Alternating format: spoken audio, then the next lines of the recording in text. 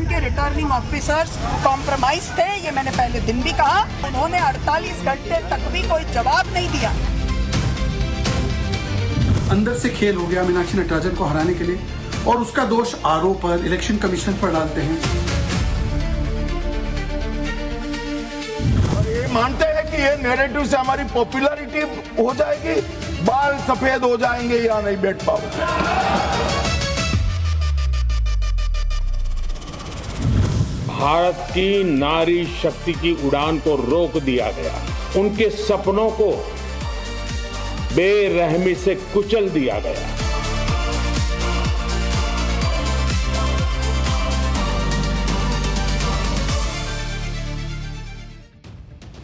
दिन भर के रिवीजन के बाद पाठशाला में पहला चैप्टर, जिसमें आपको बताऊंगा सुप्रीम कोर्ट में आज कांग्रेस के वकील चिल्लाते रह गए, जज साहब ने क्या बोलकर नटराजन केस को खारिज कर दिया। सुप्रीम कोर्ट में भी नहीं टिकी कांग्रेस तो बौखलाए खड़गे ने पीएम मोदी पर कौन सा आरोप लगा दिया कि बीजेपी ने धो डाला। लोकसभा की सीटें 824 करने का प्रस्ताव पीएम मोदी को मिल गया। कौन सी 170 सीटों के होंगे 2-3 टुकड़े, पाठशाला में स्पेशल चैप्टर। पहले आपको गिना देता हूं कि हाल फिलहाल में कांग्रेस को कितने झटके लगे हैं। आप देखिए कि बिहार में झटका, फिर बंगाल में झटका, असम में झटका, तमिलनाडु में झटका, पुडुचेरी में झटका और अब राज्यसभा चुनाव में जोर का झटका। पिछले 210 दिनों में कांग्रेस को लगातार झटके पे झटका ही लगा है सर। सुप्रीम कोर्ट ने आज मीनाक्षी नटराजन को यह कहकर लौटा दिया कि आप हाई कोर्ट जाइए, हम नहीं सुनेंगे आपकी याचिका। लेकिन कांग्रेस जमीनी सच्चाई को अभी भी समझने को तैयार नहीं है। कांग्रेस को भी लग रहा है कि नामांकन रद्द करने वाला खेला बीजेपी ने खेला और यह सब कुछ मोदी के कहने पर हो रहा है। राहुल गांधी तो अलग ही दुनिया में जीतते हैं बॉस। उन्हें लगता है कि देश की 140 करोड़ जनता उन्हीं के साथ है और देश के 99 करोड़ वोटर कांग्रेस को ही वोट कर देंगे। अगर मोदी सरकार वोट चोरी ना करे तो सारा वोट कांग्रेस को चला जाएगा। अगर चुनाव आयोग एसआईआर ना करे तो कांग्रेस जीत जाएगी। लेकिन ये पॉलिटिक्स है बॉस, यहां अगर मगर से काम नहीं चलता है। पॉलिटिक्स में हवा हवाई बातें नहीं होती, जो दावे होते हैं वो हवा हवाई नहीं चलते। और राहुल गांधी ने तो एक के बाद एक हवाई दावे किए जो बाद में फुस हो गए और इसका एक पूरा रिकॉर्ड है बॉस। आप देखिए कि पहले राहुल गांधी का राफेल घोटाला का जो दावा था वो हवा हवाई हो गया, फिर नोटबंदी घोटाला वाला जो दावा था वो गलत निकल गया, उसके बाद जनता ने उनके वोट चोरी वाले दावे की हवा निकाली और अब कांग्रेस के सीट चोरी वाले दावे की बैंड बच गई है। क्योंकि आज सुप्रीम कोर्ट ने राज्यसभा चुनाव के लिए मीनाक्षी नटराजन का नामांकन रद्द होने के मामले में जो कहा है ना, उससे एक बात क्लियर हो गई है कि हल्ला मचाने से कोई सही नहीं हो जाता है। आज सुप्रीम कोर्ट ने कांग्रेस नेता की याचिका को सुनवाई योग्य ही नहीं माना और उसे खारिज कर दिया। सुप्रीम कोर्ट ने कहा कि मीनाक्षी नटराजन की याचिका नॉन मेंटेनेबल है। सुप्रीम कोर्ट की 2 जजों की बेंच ने कहा कि आर्टिकल 329 के तहत चुनाव प्रक्रिया में अदालत हस्तक्षेप नहीं कर सकती है। याचिका खारिज करते हुए कोर्ट ने मीनाक्षी नटराजन को हाई कोर्ट में इलेक्शन पिटीशन दायर करने की छूट दे दी। हालांकि कोर्ट ने केस की मेरिट पर कोई टिप्पणी नहीं की है, लेकिन कोर्ट ने कांग्रेस की इस दलील को सिरे से खारिज कर दिया है कि नामांकन रद्द करने में हुई त्रुटियों को सुधारने के लिए अनुच्छेद 32 का सहारा लिया जा सकता है। कोर्ट ने कहा, ना भाई, इस मामले में आप अनुच्छेद 32 को ढाल नहीं बना सकते। आप किसी गलतफहमी में मत रहिए। लेकिन कांग्रेस तो कांग्रेस है बॉस, अपने आगे किसी को कुछ नहीं समझती है कांग्रेस की तरफ से वकील अभिषेक मनु सिंह भी अपनी दलील झोंके जा रहे थे। तब सुप्रीम कोर्ट ने उनसे पूछा कि क्या कोई ऐसी न्यायिक मिसाल मौजूद है जिसमें रिटर्निंग ऑफिसर ने किसी का नामांकन रद्द किया हो और कोर्ट ने आरओ का फैसला पलटकर उसका नामांकन बहाल करा दिया हो। कोर्ट ने कहा कि बताइए अगर है तो। कोर्ट के सवाल पर कांग्रेस की बोलती बंद हो गई। जवाब नहीं सूझा कांग्रेस को, और सूझेगा भी कैसे। मैं बार बार कहता हूं कि कांग्रेस किसी मुद्दे पर भिड़ने से पहले शायद होमवर्क नहीं करती, क्योंकि अगर ऐसा होता तो कांग्रेस को बार बार इस तरह से झटके नहीं लगते, बेइज्जती नहीं बर्दाश्त करनी पड़ती। आज सुप्रीम कोर्ट के फैसले के बाद मीनाक्षी नटराजन के पास अब सिर्फ एक उम्मीद बची हुई है कि शायद हाई कोर्ट से उनके पक्ष में फैसला आ जाए। लेकिन आज के फैसले से जिस तरह से कांग्रेस नेताओं के चेहरे पर 12 बजे ना, वो देखकर ऐसा लगा कि शायद कांग्रेस को अब इस केस में आरओ का फैसला पलटने की उम्मीद बहुत कम नजर आ रही है। इसीलिए अब कांग्रेस ने विक्टिम गेम खेलना शुरू कर दिया। पहले आरओ को बीजेपी का एजेंट बता दिया, चुनाव आयोग को कांग्रेस बीजेपी की टीम मानकर ही चलती है। अब कांग्रेस ने पीएम मोदी को इस मामले में घसीटने की कोशिश की है। खड़गे ने क्या कहा आज आपको बताने वाला, और यह भी दिखाऊंगा कि कैसे एमपी कांग्रेस के नेताओं ने दिल्ली की सड़कों पर चीखम चिल्ली मचा दी, उछल कूद मचाई और बवाल काट दिया। लेकिन पहले एक ट्वीट।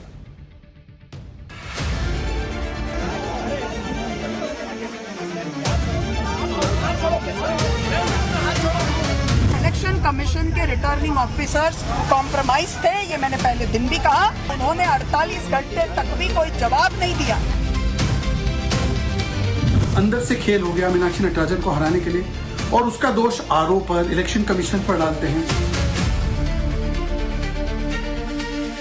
और ये मानते हैं कि ये नैरेटिव से हमारी पॉपुलैरिटी हो जाएगी, बाल सफेद हो जाएंगे या नहीं बैठ पाओगे।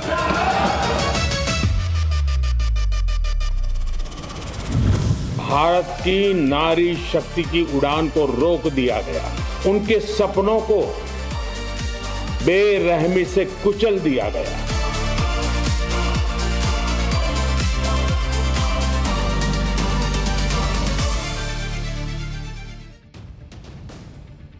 चुनाव आयोग के रिटर्निंग ऑफिसर ने कांग्रेस नेता मीनाक्षी नटराजन का नामांकन खारिज किया तो कांग्रेस ने इसे मुद्दा बना लिया। कांग्रेस पहले चुनाव आयोग गई। चुनाव आयोग ने इस मुद्दे को कानूनी चश्मे से देखना शुरू ही किया था कि कांग्रेस से और इंतजार बर्दाश्त नहीं हुआ और कांग्रेस सुप्रीम कोर्ट पहुंच गई। बॉस, चुनाव आयोग ने इस मामले में कोई इंटरफेयर क्यों नहीं किया, यह आगे आपको बताने वाला हूं। लेकिन देखिए कि आज सुप्रीम कोर्ट से भी कांग्रेस को मुंह लटकाए खाली हाथ वापस लौटना पड़ गया। कांग्रेस बड़ी उम्मीद के साथ सुप्रीम कोर्ट पहुंची। कांग्रेस को लग रहा था कि सुप्रीम कोर्ट रिटर्निंग ऑफिसर का फैसला पलट देगा और मध्य प्रदेश में राज्यसभा की एक सीट पर चुनाव रद्द हो जाएगा, लेकिन ऐसा हुआ नहीं। आज कांग्रेस की तरफ से अभिषेक मनु सिंघवी सुप्रीम कोर्ट पहुंचे थे तो बीजेपी प्रत्याशी महेश खेवट की ओर से मुकुल रोहतगी और चुनाव आयोग की तरफ से वकील वीएस नायडू खड़े। इनके बीच सुनवाई के दौरान क्या बहस हुई और कोर्ट ने क्या कहा, डिटेल में आपको बताने वाला हूं। सबसे पहले अभिषेक मनु सिंघवी ने कहा कि यह एक निजी शिकायत है जिसमें संज्ञान नहीं लिया गया है। आरपी एक्ट का कानून कहता है कि कम से कम आरोप तय होने चाहिए। सिंघवी ने कहा कि कानून साफ है, जब तक आरोप तय न हो तब तक नामांकन पत्र में घोषणा करना जरूरी नहीं। इस मामले में कोई आरोप तय नहीं हुआ है तो इसकी जानकारी उन्हें क्यों देनी चाहिए। सिंघवी ने दावा किया कि रिटर्निंग ऑफिसर ने कानून के खिलाफ जाकर फैसला लिया है। उन्होंने कोर्ट से मांग की कि इस मामले में सिर्फ आरओ का फैसला ही नहीं पलटना चाहिए बल्कि उसे पद से भी हटा देना चाहिए। कांग्रेस के वकील ने चुनाव आयोग की चुप्पी को हैरान करने वाला बताया और कहा कि कल राज्यसभा का कोई चुनाव नहीं हुआ बल्कि एक तरफा नतीजे घोषित कर दिए। सिंघवी की इतनी दलीलें सुनने के बाद सुप्रीम कोर्ट ने उनसे सिर्फ एक सवाल पूछा। बॉस, कोर्ट ने कहा कि हमें कोई ऐसा जजमेंट दिखा दीजिए जिसमें हमने आरओ द्वारा रिजेक्ट किए जाने के बाद नॉमिनेशन स्वीकार करके मामले में दखल दिया और पार्लियामेंट्री लेजिस्लेटिव इलेक्शन में नॉमिनेशन के बाद हमने आरओ के ऑर्डर को खारिज कर दिया। इसके बाद मुकुल रोहतगी ने बीजेपी उम्मीदवार का पक्ष रखते हुए कहा कि चुनावी याचिका लगाना मौलिक अधिकार नहीं है बल्कि कानूनी अधिकार है, जिसे सुप्रीम कोर्ट ने ज्योति बसु जजमेंट में साफ किया था। रोहतगी ने कहा कि चुनाव खत्म होने के बाद अब कोई हस्तक्षेप नहीं हो सकता। अब मीनाक्षी नटराजन को चुनाव याचिका दाखिल करनी होगी। वहीं चुनाव आयोग के वकील वीएस नायडू ने भी अपनी दलीलें रखी। उन्होंने कहा कि मीनाक्षी नटराजन चुनाव आयोग गई थी लेकिन आयोग ने कोई हस्तक्षेप नहीं किया। अनुच्छेद 324 के तहत चुनाव आयोग कोई हस्तक्षेप नहीं कर सकता। आरओ ने आरपी एक्ट के मुताबिक ही बीजेपी उम्मीदवार को विजेता घोषित किया है। 2018 के संशोधन के बाद से यह साफ है कि हर तरह के पेंडिंग केसेस बताना जरूरी है, चाहे संज्ञान हुआ या नहीं। उस पर अभिषेक मनु सिंघवी ने टोका और कहा कि मैं यहां सामान्य कानून की बात नहीं कर रहा, मैं अपवादों की बात कर रहा हूं। मीनाक्षी का नामांकन पत्र गलत तरीके से खारिज किया गया। अहमद पटेल के मामले में आरओ के फैसले को पलटा गया था। सभी पक्षों की दलीलें सुनने के बाद सुप्रीम कोर्ट ने क्या कुछ कहा, अब वो भी सुन लीजिए। कोर्ट ने कहा कि पहले हम यह तय करेंगे कि याचिका मेंटेनेबल है या नहीं है। बेंच ने कहा कि याचिकाकर्ता इलेक्शन पिटीशन हाईकोर्ट में दाखिल कर सकती है। कोर्ट ने बताया कि अनुच्छेद 226 के तहत हाई कोर्ट और अनुच्छेद 32 के तहत सुप्रीम कोर्ट के हस्तक्षेप संबंधी सीमाएं निर्धारित। चुनावी प्रक्रिया शुरू हो जाने और परिणाम घोषित होने के बाद न्यायिक दखल का दायरा बेहद सीमित हो जाता है। 2 जजों की बेंच ने कहा कि अगर हम ऐसे तर्क स्वीकार कर लें तो कुछ मामलों में अनुच्छेद 32/226 के तहत हस्तक्षेप करेंगे और कुछ मामलों में चुनाव याचिका की ओर भेज देंगे। इससे अनुच्छेद 329 के तहत कोई सिद्धांत पढ़ा जाएगा जो संविधान में नहीं है। कोर्ट ने कहा कि हम ऐसे किसी भी व्याख्या को प्रोत्साहित नहीं कर सकते। मतलब कांग्रेस अनुच्छेद 329 को हथियार बनाकर सुप्रीम कोर्ट पहुंची थी। कोर्ट ने कहा कि भाई ये हथियार यहां काम नहीं आने वाला है, आप हाईकोर्ट जाइए और इलेक्शन पिटीशन वहां पर आप दाखिल कीजिए। अब कांग्रेस को चुनाव के नतीजे घोषित होने के 45 दिन के भीतर हाईकोर्ट में याचिका दायर करनी है। इस याचिका में अब हाईकोर्ट में नामांकन रद्द करने की मेरिट पर बहस हो सकती है, यानी कि नामांकन रद्द करने का आधार सही है या गलत है, इस पर बहस हो सकती है। मीनाक्षी नटराजन ने अपने नामांकन में जो जानकारी छिपाई वो उन्हें छिपाना चाहिए था या नहीं, इसके आधार पर कोर्ट अपना फैसला सुना सकता है। सुनिए कि मीनाक्षी नटराजन ने कोर्ट के फैसले के बाद क्या कहा। ये सेटबैक जो है वो लोकतंत्र के साथ हुआ है, इस देश के संविधान के साथ हुआ है, जो इलेक्शन कमीशन ने किया है। मेरा कोई आरोप माननीय उच्चतम न्यायालय के ऊपर नहीं है, उन्होंने तो अपना एक निर्णय दिया, लेकिन इलेक्शन कमीशन के रिटर्निंग ऑफिसर्स कॉम्प्रोमाइज थे। ये मैंने पहले दिन भी कहा। इलेक्शन कमीशन ऑफ इंडिया के पास जब हमारे लोग गए तो उन्होंने 48 घंटे तक भी कोई जवाब नहीं दिया। बॉस, आज कोर्ट के फैसले के बाद कांग्रेस ने दिल्ली में बवाल काटने की पूरी कोशिश की। कांग्रेस ने अपने मध्य प्रदेश कांग्रेस के नेताओं को दिल्ली बुला लिया था। जीतू पटवारी की अगुवाई में ये नेता राष्ट्रपति भवन की तरफ मार्च करके निकल रहे थे। उनका कहना था कि वो राष्ट्रपति से मिलकर अपनी बात रखना चाहते हैं, लेकिन पुलिस ने कांग्रेस नेताओं को बीच रास्ते में ही रोक दिया। बैरिकेडिंग लगा दी गई। कांग्रेस के नेता बैरिकेडिंग फांदकर दूसरी तरफ जाने लगे तो पुलिस ने उन्हें हिरासत में भी लेना शुरू कर। उधर कांग्रेस अब इस मामले में सीधे पीएम का नाम लेने लग गई है। बॉस, खड़गे ने सीधे कहा कि पीएम के इशारे पर बिना उनके प्रत्याशी का नामांकन रद्द नहीं हो सकता। कांग्रेस के इस आरोप पर बीजेपी ने कहा कि वो वोट चोरी, सीट चोरी का आरोप लगाने के बाद अब सुप्रीम कोर्ट ने भी कांग्रेस के पक्ष में फैसला नहीं दिया। तब कांग्रेस बीजेपी पर फैसला चोरी करने का भी आरोप लगा सकती है। दोनों के बयान सुनिए। ये तो उनका रिजेक्शन ये इलीगल है, ये मॉरल है, एंटी डेमोक्रेटिक है, और जो सरकार ने कराया है ये मोदी जी के इशारे के बिना नहीं होता, ऐसी बड़ी चीजें। और मोदी जी ये पर्पसली कांग्रेस पार्टी को खत्म करने के लिए, डेमोक्रेसी को खत्म करने के लिए ये साजिश रख के हर जगह वो अपने लोगों को बिठाकर, रिटर्निंग ऑफिसर्स जो खास करके उनके चाहने वाले लोगों को वहां पर बिठाकर ऐसी चीजें कर रहे हैं। जो कांग्रेस पार्टी सीट चोरी का आरोप लगा रही थी उसको खारिज कर दिया है सुप्रीम कोर्ट ने। अब ये ना बोले कि वर्डिक्ट चोरी हो गया, क्योंकि कांग्रेस पार्टी समझ ही नहीं पाती। ताउम्र कांग्रेस यही गलती करती रही, धूल चेहरे पर थी, कांग्रेस आईना साफ करती रही। भाई मीनाक्षी नटराजन जी खुद नामांकन में गलती करती है, उसके बाद वो क्रिमिनल केस डिस्क्लोज नहीं करती, फ्रॉड करती हैं। फिर तेलंगाना कांग्रेस और मध्य प्रदेश कांग्रेस जो गुस्सा है राहुल कांग्रेस से, उन्होंने जाकर इस पूरे मामले को डिस्क्लोज किया। अंदर से खेल हो गया मीनाक्षी नटराजन को हराने के लिए, और उसका दोष आरोप पर, इलेक्शन कमीशन पर डालते हैं। बॉस, कभी कभी ये विश्वास नहीं होता है कि वो वही पार्टी है जो दशकों तक इस देश में सत्ता में रही, और अब उसके नेता इस तरह की बातें करते हैं और ऐसे ऐसे दावे करते हैं जो मतलब कहीं टिकते ही नहीं है। लोग विश्वास तक नहीं करते उनके दावों। आप देखिए कि राज्यसभा की एक एक सीट के लिए सियासी फाइट कैसे हुई, किस लेवल पर सियासी फाइट पहुंची। एक एक सीट की लड़ाई है बॉस, क्योंकि आने वाले वक्त में मोदी सरकार कई बड़े और कड़े फैसले ले सकती है।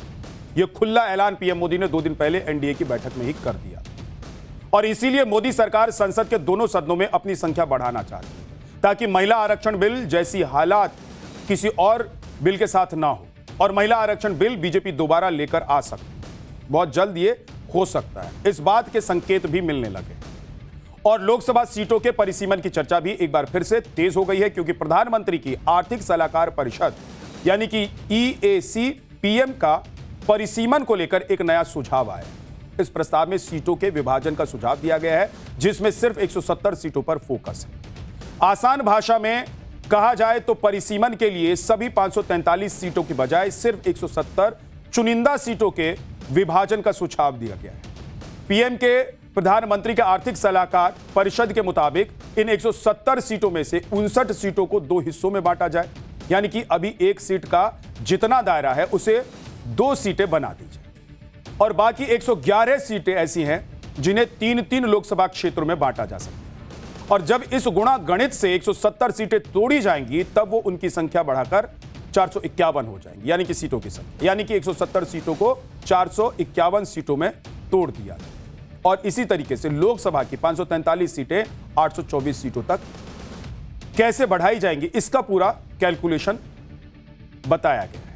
पहले 543 सीटों में से 170 सीटें निकाल दीजिए तो बच जाती है 373 सीटें, और इन 373 सीटों में नई 451 सीटें जब आप जोड़ेंगे तो कुल सीटों की संख्या हो जाएगी 824। अगर इस हिसाब से परिसीमन होता है तो 2029 के आम चुनाव में वोटर टर्नआउट में 0.3 से लेकर 2.3% तक बढ़ोतरी हो सकती है। अगर वोटों की संख्या के हिसाब से देखें तो यह वोटर टर्नआउट 90 लाख से 2 करोड़ 30 लाख वोटर्स तक हो सकता है। अब लोकसभा की सीटें बढ़ेंगी तो जाहिर सी बात है कि हर राज्य के कोटे में भी सीटों की संख्या बढ़ जाएगी, और इसी को लेकर महिला आरक्षण संशोधन बिल के दौरान डीएमके समेत साउथ की कई पार्टियों ने बिल के खिलाफ वोटिंग की। लेकिन अब देखिए कि एक बार फिर लोकसभा सीटों के लिए परिसीमन की भूमिका बन रही, और अगर परिसीमन हुआ तो किस राज्य की सीटें कितनी बढ़ जाएंगी यह भी आपको बता दें। सबसे पहले दक्षिणी राज्यों में लोकसभा की सीटें आप देख लीजिए। तमिलनाडु में 39 लोकसभा की सीटें हैं, परिसीमन के बाद यहां पर 59 हो जाएंगी। कर्नाटक में 28 लोकसभा की सीटें हैं, यह बढ़कर 42 हो जाएगी, और इसी तरह केरल की 20 लोकसभा सीटें बढ़कर 30 हो जाएंगी, और तेलंगाना की 17 लोकसभा सीटें 26 हो जाएंगी। इसके अलावा उत्तर भारत के बड़े राज्यों की बात कर लेते हैं। यूपी की 80 लोकसभा की सीटें 120 हो जाएंगी, बिहार में 40 हैं तो 60 हो जाएंगी, महाराष्ट्र में 48 हैं तो 72 हो जाएंगी, राजस्थान में 25 से 38 हो जाएगी सीटों की संख्या, मध्य प्रदेश में 29 से 44 हो जाएगी सीटों की संख्या, और गुजरात में लोकसभा सीट अभी 26 है जो बढ़कर 39 हो। जिस वक्त महिला आरक्षण संशोधन विधेयक पर संसद में बहस चल रही थी तब विपक्ष के अड़ियल रवैये पर अमित शाह ने क्या कहा, एक बार आप याद कर लीजिए, सुन लीजिए। फिर से स्पष्ट कर देता हूं, दक्षिण का राज्यों का इस सदन पर इतना ही अधिकार है जितना उत्तर के राज्यों का अधिकार है। अरे दक्षिण छोड़िए, छोटी सी यूटी लक्षद्वीप का भी इतना अधिकार है जितना उत्तर प्रदेश, गुजरात और बिहार का। ये देश को इस तरह के नैरेटिव से, उत्तर दक्षिण के नैरेटिव से टुकड़े टुकड़े नहीं करना चाहिए। ये इससे ऊपर उठना चाहिए। ये क्या कहना चाहते हैं कि ये सदन में जो व्यक्ति बैठता है वो ये सोचता है कि किस राज्य से मैं आ रहा हूं। मान्यवर, हम शपथ लेते हैं तो मन से लेते हैं। जो संविधान हाथ में लेकर शपथ लिए हैं वो उत्तर दक्षिण का भेद कराना चाहते हैं, हम नहीं होने देंगे। और ये क्या नैरेटिव फैलाया, और ये मानते हैं कि ये नैरेटिव से हमारी पॉपुलैरिटी हो जाएगी, बाल सफेद हो जाएंगे या नहीं बैठ पाओगे। विपक्ष चिल्ला चिल्ला कर कहता रहा कि अगर लोकसभा की सीटों की संख्या बढ़ती है, परिसीमन हुआ तो फायदा बीजेपी को हो जाएगा, क्योंकि अभी पश्चिम बंगाल और तमिलनाडु के नतीजों के बाद परिसीमन को लेकर बीजेपी का आत्मविश्वास बढ़ गया। ऐसा इसलिए क्योंकि टीएमसी और डीएमके का परिसीमन बिल के विरोध में बड़ा रोल था, लेकिन अब दोनों ही पार्टी राज्य की सत्ता से बाहर हुई। ऐसे में बीजेपी के लिए विधेयक पास करवाने की संभावना बढ़ सकती। अगर ऐसा हुआ तो परिसीमन लागू होने से चुनाव तक कौन कौन सी प्रक्रिया पूरी की जाएंगी वो भी आपको बता देंगे। सबसे पहले परिसीमन आयोग का गठन किया जाएगा।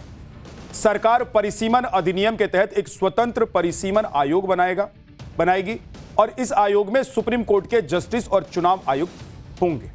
इसके बाद परिसीमन आयोग लेटेस्ट जनगणना के आधार पर डेटा विश्लेषण करेगा। इसके आधार पर राज्यों की कुल सीटों, जिसमें लोकसभा और विधानसभा का पुनर्निर्धारण किया जाएगा, और साथ में सीमाओं का खाका भी तैयार होगा। इसके बाद आयोगों को एक चुनावी क्षेत्रों का ड्राफ्ट सार्वजनिक करने के लिए कहा जाएगा। इसके अलावा आयोग को सभी क्षेत्रों में जाकर जन सुनवाई करनी होगी, जिसमें राजनीतिक दलों और आम जनता से सुझाव, आपत्तियां सुनी जाती हैं। आपत्तियों पर विचार करने के बाद आयोग अंतिम अधिसूचना जारी कर सकता है। परिसीमन आयोग के फैसले अंतिम होते हैं, जिन्हें किसी अदालत में चुनौती नहीं दी जा सकती।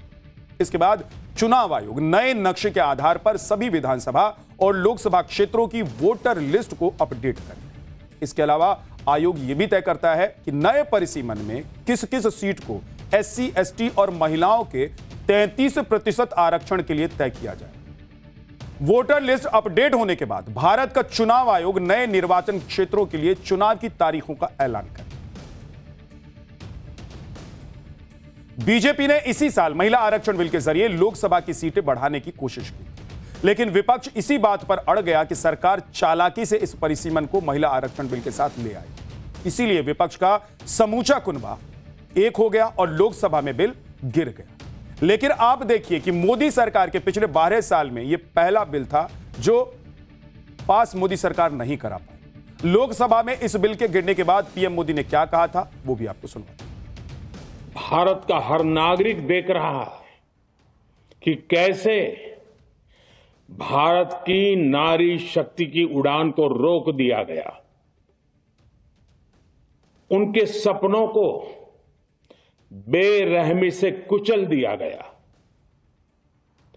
हमारे भरसक प्रयास के बावजूद हम सफल नहीं हो पाए। नारी शक्ति वंदन अधिनियम में संशोधन नहीं हो पाया और मैं इसके लिए सभी माताओं, बहनों, उनसे मैं क्षमा प्रार्थी हूं।